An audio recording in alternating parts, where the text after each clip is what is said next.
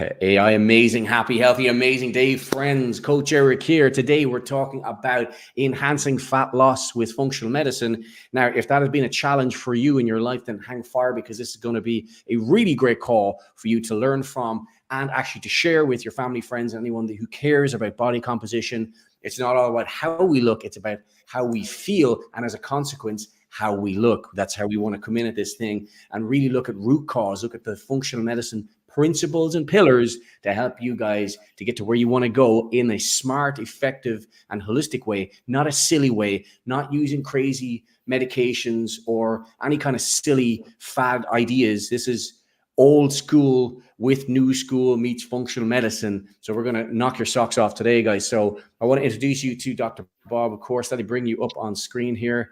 Get rid of that. We don't need that. And we'll just get you make a quick adjustment there, Dr. Bob, because we're big brother, little brother syndrome going on here.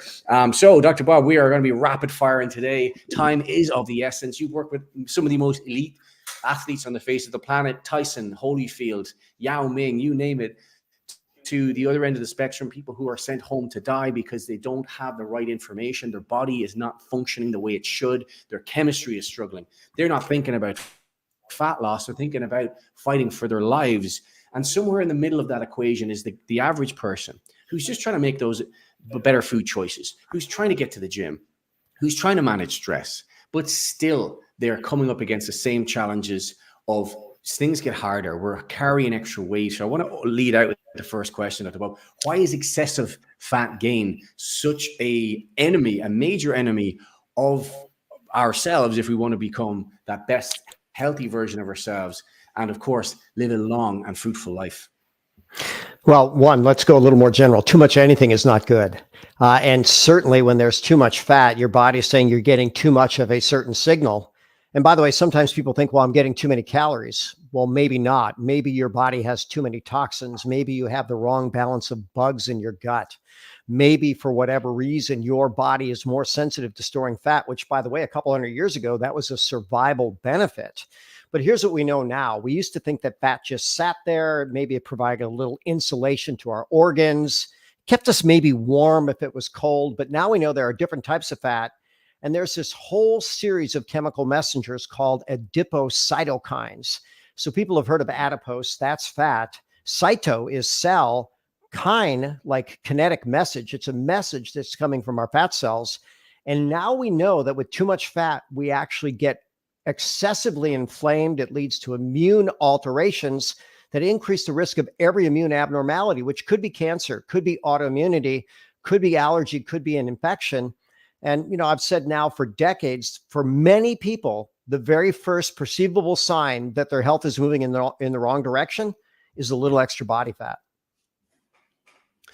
And there are different kinds of fat. I know you mentioned earlier, Dr. Bob. Can I just touch on what are the functions then of body fat? Because, of course, we need it. It's not all bad. Of course, we would die without body fat, of course, and for the cushioning. But just if you could just touch on some of the key components of body fat, and then maybe mention what the other kinds of fats or variable kinds of fats there are. Well, before I go to body fat, I actually want to go to dietary fat. And there's, you know, essential fatty acids, which are the omega-3 fats. And omega-6s as well. But we have an excess of omega-6, not enough omega-3. That makes us pro-inflammatory. So we want to get good fats, real fats, natural fats in our diet. And too many people are getting artificial fats. And for the most part, the fats that you ingest, and really all the other nutrients, because your body can convert excess protein to fat, excess carbohydrate to fat, the fats that we're getting are usually what's going to make up our cell membranes. And if you ingest bad fat, then your cell membranes become bad, your mitochondrial membranes become bad, and even your own brain becomes bad. So the brain has the highest amount of fat in the body besides adipose tissue itself. So that's very important. It's part of every single cell membrane. We have special vitamins that are fat soluble. We can't absorb them without fat. And, you know, that's going to be vitamin A, vitamin D, vitamin E, vitamin K. The right balance of fat is really protective for our heart and our immune system. The wrong balance is much worse. And if we look at what kills people, problems with the heart, problems with the immune system, because believe it or not, cancer is a problem with the immune system, and then overall energy. And, you know, you start looking at, you know, how much calories, how much energy do we get from fat? More than protein, more than twice as much, more than carbohydrates. So the preferred fuel for the body in the resting state is fat. And then just we touch on, a lot of people don't need to know absolutely everything when it comes to the types of fat, but it's good knowledge to understand the mechanisms and what to look out for and the tendencies of where we hold different kinds of fat. So we have the 3 different kinds here, Dr. Bob: white, brown, and beige. Can you just touch on what are the key points with those as well for people to kind of get a grasp on? Absolutely. So keep in mind, they're naming them according to what the color looks like under a microscope when you actually look at the tissue. White fat doesn't have any mitochondria, or very few. It's not very, very good at creating energy, burning fat for energy. When you have brown fat that's epic for burning its own source to create heat to help the body. And so cold plunges are one of those things that's getting popular. That increases brown fat, thermal fat, fat that's healthy, fat that keeps you warm. And beige is just a hybrid. It's not quite white. It's not quite brown. It could go in either direction depending on what you do in your body. And if you look at that previous picture, if you're sitting around eating junk, you're going to gain a lot of white fat. But if you're doing things to challenge your thermal regulation, it could be excessive cold predominantly, but also excessive heat, then you start changing the makeup of your fat.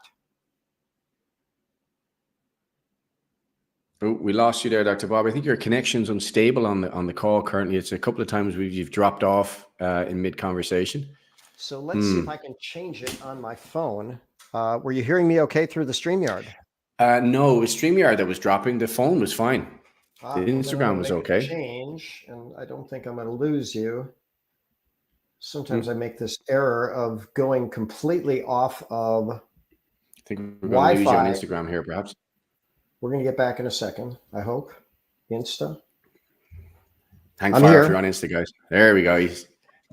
All right. Hopefully we're better now. So I'm going to reiterate what I said. So we got white fat, brown fat, beige fat. It's the color based on something known as mitochondria within it. And fat that has mitochondria, a lot of it, brown fat, it burns its own fuel source. It burns fat for heat to warm up the body. White fat, that's not good fat. That doesn't make any healthy signals, and an excess is really what makes us sick. And beige is fat that doesn't know quite what to do. Do I want to be white? Do I want to be brown? Well, it goes in the direction that you move it based on your lifestyle choices. So if you're stressing your body, especially thermally with hot and cold, then you're going to have a more favorable balance of fat. If you're not, then you might just have that white fat, which doesn't do much and accumulates in a way that most of us don't want it. Sure. Awesome. Thank you for clarifying that, because some people are just completely oblivious. They just think they're fat or they're not. And, there are different parts to it and different elements to it, and how we can trigger one versus the other, how we eat, how we live our lifestyle. But speaking of which, calories, this is something I hear all the time, and it kind of grinds on me a little bit when I hear people just obsessively going calorie deficit, calorie deficit, calorie deficit. That is partially true, of course, because we want to be burning more calories than we're consuming. But if we get stuck in a maths class counting calories and our life becomes miserable, then usually people become resentful of the whole process and then just go, screw that, I'm going to eat whatever I want. And the reality of the situation is, for a lot of people, they don't have time to be counting calories. Having an idea is great, a guideline. So I wanted to just discuss, Dr. Bob, for people to stay lean, to have a good handle on calories and the concepts around calories. What are some of the baselines of principles people need to dial in so they become clearer and more competent on making this part of their life rather than part of this whole drudgery of, oh, I have to look at all the calories that I'm consuming? Well, in that introductory question, you said a lot of different things. And one thing I'll share with you is I did a podcast a week ago with Dr. Tracy Stroop, an amazing naturopath that her background was fitness. And I mentioned our friend Pete Cohen with this Start One, Stop One. I said, how would you address that? She says, I don't like people stopping anything because they feel deprived. She said, I'd rather crowd out the bad with good choices. So, imagine that all you had available to you was clean, fresh, natural, locally sourced, or organic food, and you're eating that. Well, guess what? Your cravings for the junk is going to go away, because junk, your body doesn't crave that. It craves the chemicals that were purposely put in there to hijack your brain chemistry. And so we say, don't count calories, do count chemicals. Some of those chemicals are designed to keep you coming back to that food again and again and again. And chemicals that don't normally belong in our body or environment, we're going to call those toxins. And there's a commonality of all toxins, and this is from the medical literature. All toxins inhibit mitochondrial function. Mitochondria is where fat burning occurs. So anything you put into your body that's toxic will decrease your ability to burn fat. And let's flip that. Anything you put in your body that's clean, in theory, then you're going to crowd out some of the bad. Your body says, oh, I have the nutrition now to get rid of it, to support that detox process. I'll get rid of it and I'll start losing weight. And so sometimes when you stop putting chemicals in as best you can, that's when the body magically starts to realize that, wow, okay, I don't need this extra fat. Now, the other thing I want to say about calories, a calorie is not a calorie. A Twinkie calorie is not the same as broccoli, kale, a good piece of organic red meat or wild caught fish. Those foods that are processed in every way, they're going to slow your ability to burn the calories. So you might sometimes double, triple, quadruple what the calorie is based on what the impact is on the body. Yeah, and oftentimes people don't take into account the amount of activity they have. You know, if someone is a little bit more sedentary or if someone is a little bit more ferocious and aggressive within their training, everyone is going to be different in that regard. I think that's something quite useful. I'm kind of a visual guy, Dr. Bob. I don't check my body fat. I don't check my weight. I don't care about that stuff, to be perfectly honest, because I've reached a level where I can maintain and stay sub 10 without having to think about it. And some people say, oh, well, that's good for you, but not for me. To get into a certain shape is a whole lot harder than to maintain a certain shape, I believe. And I think that's true of a lot of people's journey. So being kind and understanding as to where people are coming from. I like to share a visual aspect for things as well. We can look at numbers. I want to look at some of the gauges that we discussed as well around getting a baseline for calories to optimize your maintenance and your health. But when it comes to William Walcott's breakdown, he identified then of 3 eating types. This was some of his work from the early 1900s, and that we fall into one of 3 eating types. And based on that, we pick a ratio of proteins to fat to carbohydrates. Now, whether you're vegan, this will vary because how much are you getting from plant-based proteins versus animal-based proteins? This is an idea for you to work on, for you to experiment with. I know I shared this with you before, Dr. Bob. Feedback on this kind of concept to help people with the visual aspect of breaking down their food groups or ratios, I should say, to help them in order to maintain that equilibrium, to ideally balance their, not only their chemistry, but also how they feel. And of course, as a consequence, their ability to exercise and then to maintain a good lean body mass.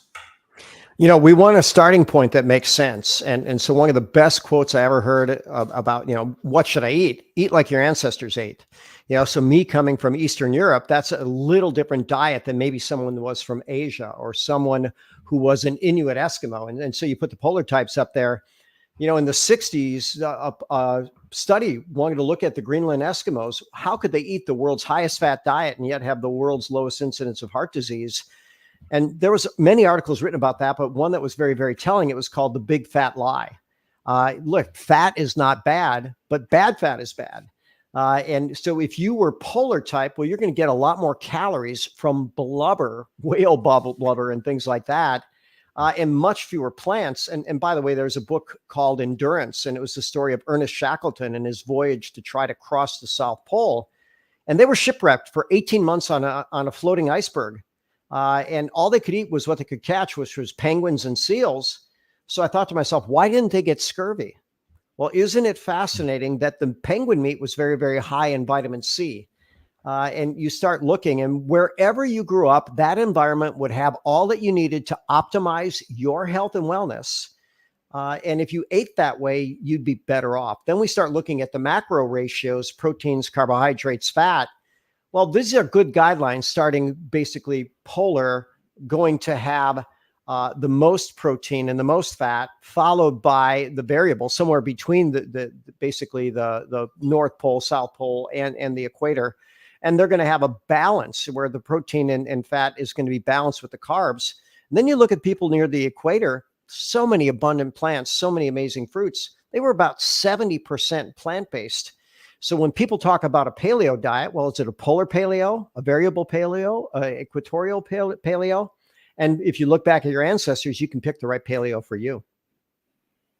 Beautiful. I think just keeping things simple, keeping it real food, getting the basis down, but being experimental as well. Observe how you feel. I think people are leaning too much towards gadgets to tell them how to live their lives. And I think that can be useful to a certain degree, of course, if people are monitoring their sleep, or activity levels, to remind them to be an accountability partner. All those things are good usage of it. But if people are constantly obsessing over, or how many calories did I burn in this moment, I don't think that's necessarily healthy, nor is it really sustainable. But really getting the baseline down. This is what I see as a common issue: is not fueling lean body mass growth. And if we don't have optimal lean body mass on the body, we're in trouble. We first of all, we want to get a maintenance baseline, and a simple equation we were just discussing about there for people to gauge is their weight in pounds, multiply it by 15 is a maintenance for you. Now, of course, Dr. Bob, if someone's looking to lose weight, you want to be slightly deficit of that, plus your training to help facilitate that fat loss. But the protein baseline, 0.8 grams to 1 gram per pound of body weight, give or take. So in this example, 180 pound man will need 140, somewhere between 144 to 180 grams of protein per day, depending on how you're living and how you're training, of course. And the same then, an equation for fat, 0.3 grams per pound of body weight to estimate what your fat requirement should be for the day. So getting those two really in place, then you can mix and match with your carbohydrates, and get a baseline for what your calories are during the day. If you insist on getting the numbers down or looking at numbers, this is a good estimate and a good direction to go in alongside of the ratios. So any comments on that, Dr. Buffer? Well, yeah, there's several things. So one, let's just go back to what you said about yourself. You don't weigh, you don't use the scale. You are one of the best examples of ancient wisdom, which is know thyself. And if you know what you put in your body, how your body responds to it, how you train in response to that, how you sleep in response to that, how you handle stress in response to that, how your aches and pains and how your recovery go in response to that. And I know you're very in tune with all those things. And that's how you keep making progress decades into already being elite. But one of my favorite mentors in the world, Tom Morris, who's got a PhD, 2 PhDs, know thyself. He said it was the greatest advice of all time, and yet the most challenging. And I'll even go to Da Vinci. Da Vinci said there's no greater or lesser mastery than self-mastery. And he was the self-master, as are you. So what we want to encourage people to do is understand that everything you put in your body counts.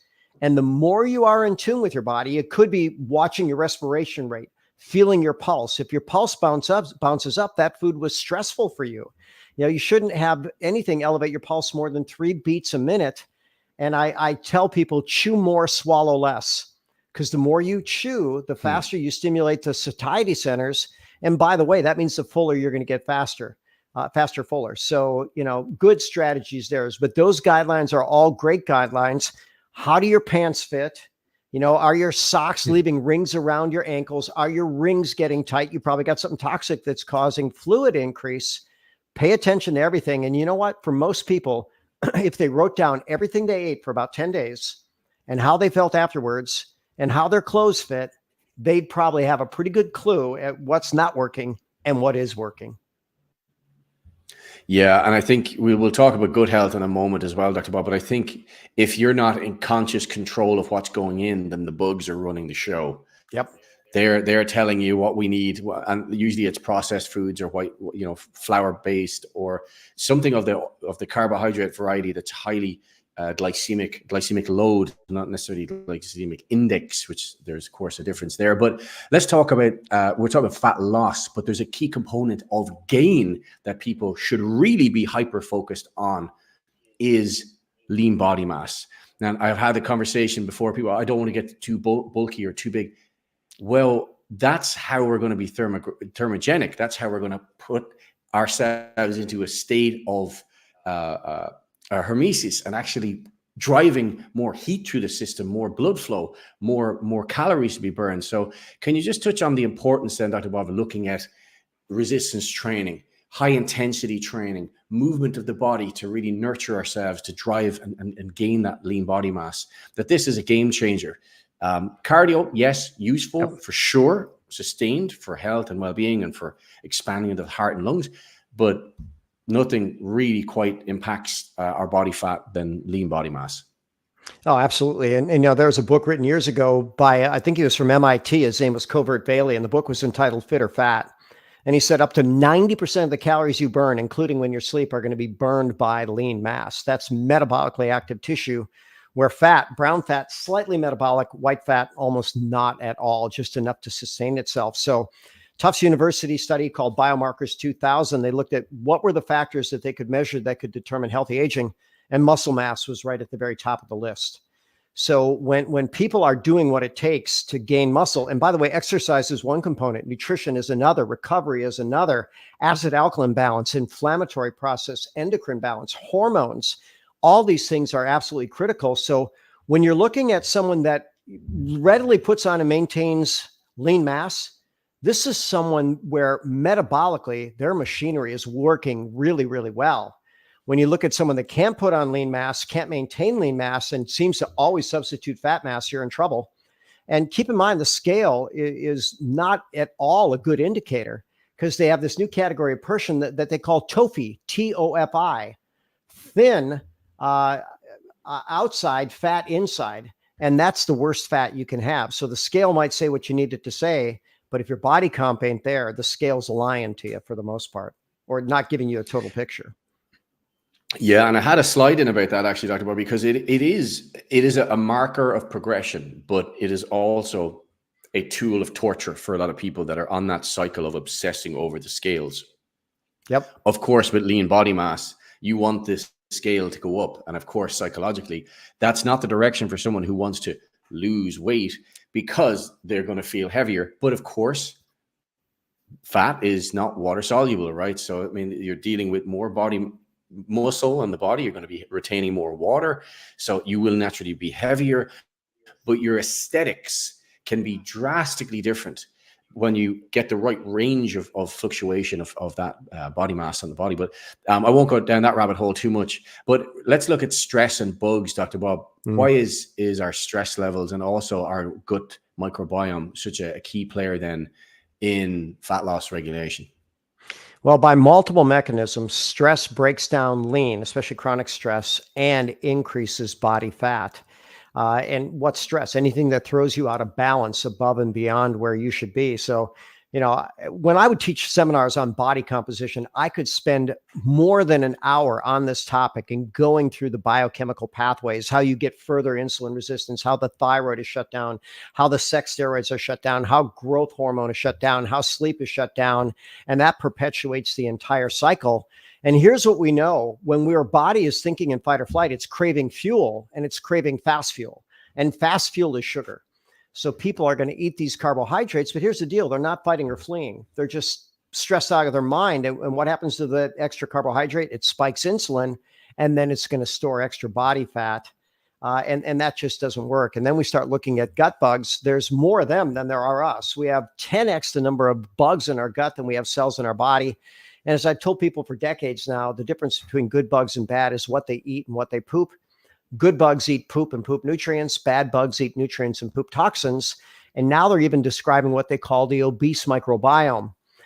So someone with a healthy gut, they could eat a big bowl of spinach. I love spinach salads. And then you probably burn more calories chewing the spinach than you actually get from it. But with the wrong balance of bugs in your gut, they'll eat the fiber in the spinach, and these bugs will actually poop out fatty acids that will dramatically increase the amount of calories you get from your system. So those that are watching on Facebook, they took two twins, human twins. One was lean, one was fat, living in a pretty similar environment. And they decided to do what they call a fecal transplant. They took feces from the fat twin and put it in the backside of an identical twin mouse. They did the same thing with the lean twin. The mouse that got the obese microbiome on the exact same diet, the exact same quantity, the exact same quality, put on excessive amounts of body fat. And I tell people that, the FDA is even looking at coming up with a poop pill where you're going to swallow the bacteria that is someone in lean person's poop, and they're going to charge about $800 because they need that to purify it. But here's what I often tell people. It seems that most of the bad bugs in the gut are vegan. So if you go carnivore for a short period of time, maybe 7 to 10 days, you'll starve off those bugs. And then, of course, we've got our wonderful friend reishi, which has so many different mechanisms. One is it kills off the obese microbiome. It modulates the inflammatory process. It enhances thyroid function. It buffers the stress in the body. It's good for satiety. And what we find out is whatever program people are doing, we add reishi to it, their program becomes more effective faster. Yeah, actually, ironically, you mentioned that. So one gent asked, "Is this a fat-free coffee I'm having?" This is fat-burning rocket fuel coffee with this incredible superfood here, or reishi medicinal mushroom, to be more accurate. We're going to talk about that now. So we're going to be sharing about our one box experience for you guys also. Yeah, poop pills. There's a lot of people selling a lot of shit around Yeah, no the kidding, world hey? and not being the product of their own product. Yeah, so all the best to them if that's going to be their route. But you know what? This is something close to our hearts, Dr. Bob, because we know as a practitioner and as a coach, we leave our clients, they're left to their own devices. They have their plan, they have their lifestyle, they have their habits, they have their demons. But if we give them something that's infused in their daily habit that modulates these aspects we're talking about, it's a great tool to be able to get people where they want to go. And that's the name of the game, guys, is results. So it just, when it comes to where are we at for time, I'm going to talk about intermittent fasting really, really quickly. Actually, we have a minute for that. Intermittent fasting, Dr. Bob, for fat loss and longevity. What are we looking at here then? Because this is something that some people dip their toes in and other people are like, no, I'm not doing fasting. Well, it really depends on who you are, what your body's dealing with. And I tell, females in childbearing years, if you want to have a baby, guess what? The second half of your cycle, your body's preparing for pregnancy and you need extra calories then. And your body's going to make you hungry and it's going to give you cravings. And a lot of these ladies are going to crave. And by the way, chocolate's a superfood. I don't have a problem with that. But they might want some of that milk chocolate with sugar because their brain chemistry may be suffering because of estrogen toxicity. Different story there. And by the way, we're all estrogen toxic, just to different degrees. But one of the ways to really get more food discipline is to have a defined eating window.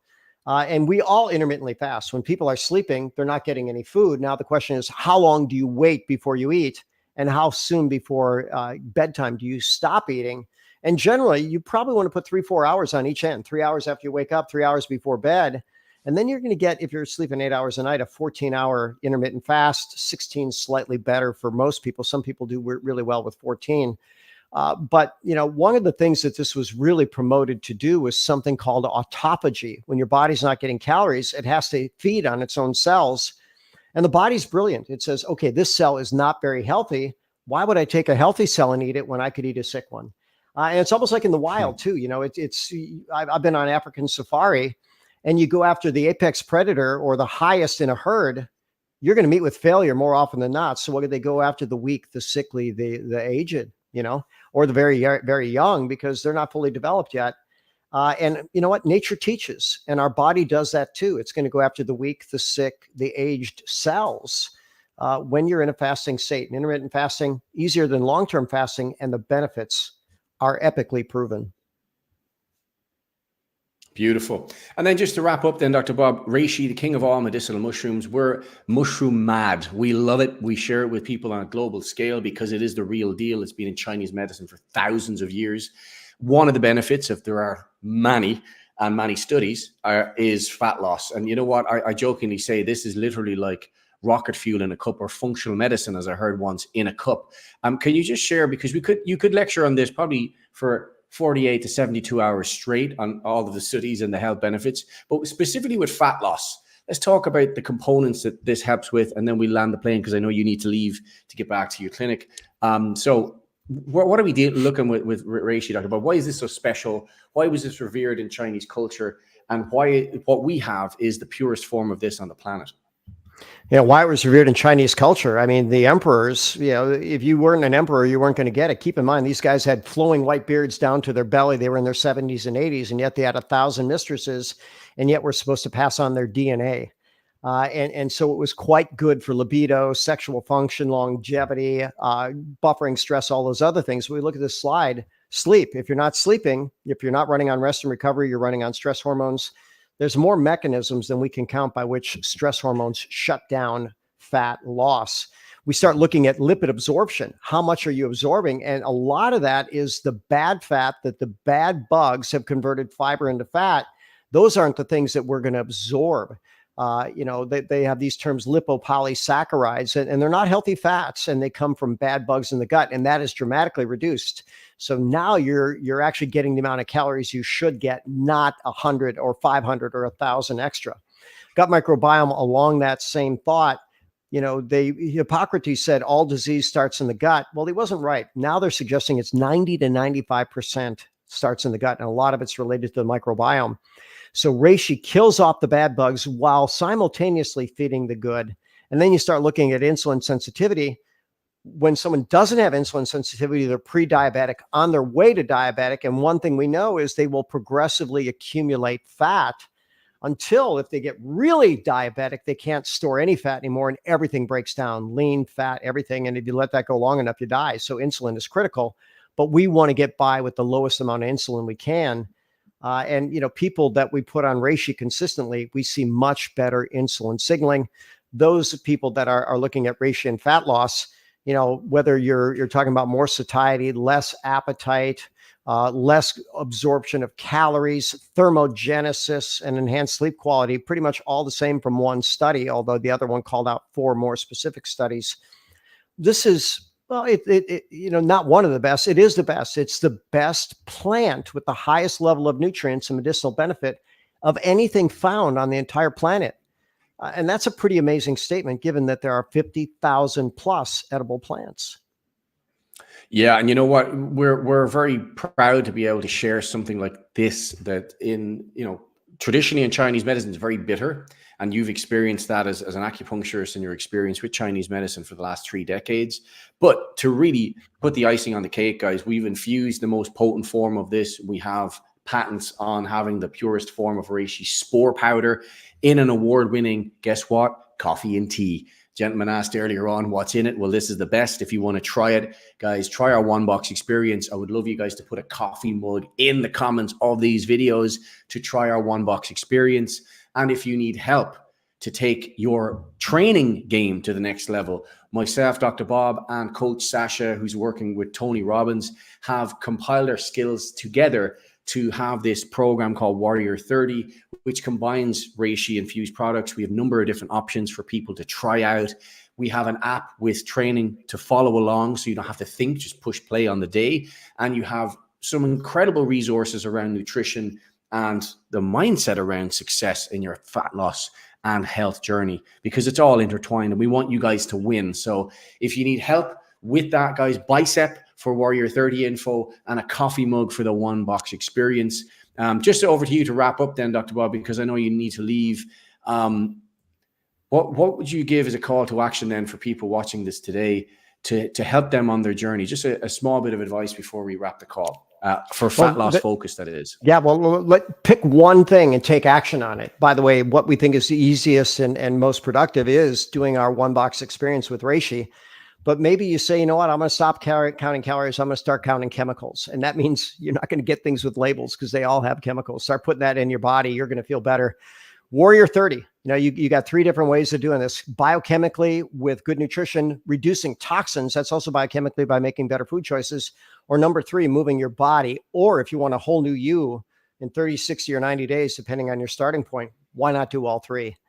We're going to start accumulating these testimonials because let's face it, when you start feeling better, your whole world gets better. And when you start spiraling down, it can be a rough process to break. But here's an easy way, a delicious way, even a fun way. And all the exercise is tailored. So you get to pick, am I someone that hasn't moved in decades and I want to start easy? Hey, that's there for you. You're elite and you want to be more elite. We got that for you too. Most of us are somewhere in between. So jump in, whatever's right for you, but start now. Literally start right now. Beautiful. Thank you, Dr. Bob. Guys, I saw your comments there. I've screen grabbed them there. So if I don't message you, please drop me a DM and I'll get that info to you to start. Dr. Bob, legend as always. Thank you so much for sharing your expertise today. I know it's a busy one, guys. Have an epic day. Any questions or follow up on this, please reach out to us. We'll fill in the blanks and send you some epic resources to get you where you want to go. So thank you so much, guys, for tuning in. Thank you, Dr. Bob. We'll see you hopefully, not next week, but the following week for our next Ask the Doctor Health call. So ciao for now, guys. Love to you all. Ciao for now.